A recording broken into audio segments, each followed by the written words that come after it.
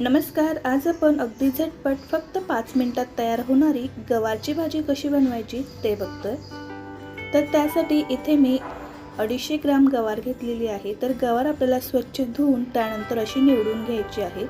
गवारीचं पहिलं आणि शेवटचं टोक काढून घ्यायचं, त्यानंतर त्याचे 2 तुकडे करून घ्यायचे.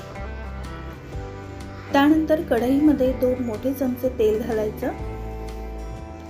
तेल हलकं गरम झालं की 1 चमचा मोहरी घालायची, 1 चमचा जिरे घालायचं.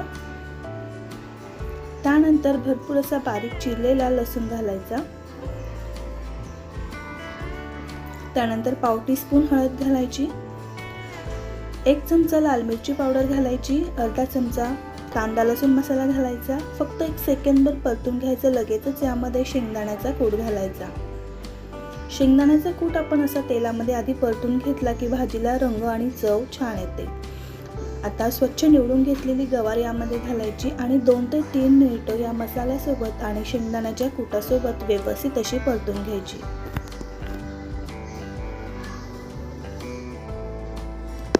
त्यानंतर चवीनुसार मीठ घालूया आणि याला व्यवस्थित असं मिक्स करून घेऊ.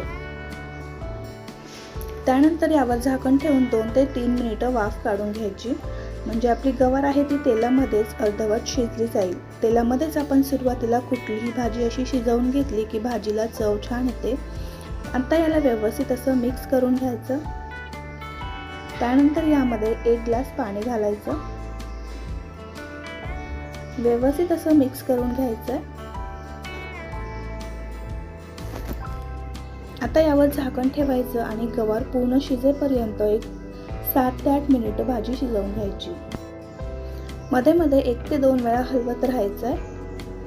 7 ते 8 मिनिटांनंतर चेक करू तर या ठिकाणी तुम्ही बघू शकता कुठलंही वाटण न करता अगदी झटपट फक्त 5 मिनिटांमध्ये मस्त रस्सेदार अशी ग्रेव्ही आपली तयार झालेली आहे. अगदी मस्त झणझणीत आपली गवारची भाजी तयार झाली.